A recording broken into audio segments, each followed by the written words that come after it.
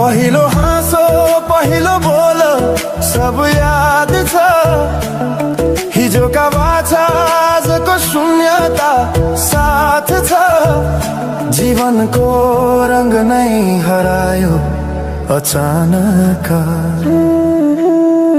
तिमी बिना बाँच्नु पर्यो कति कठिन।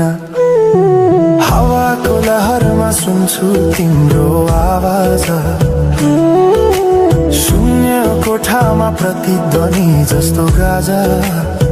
सम्झनाको बादल मनमा जम्छ, रातको निद्रा फेरि कहाँ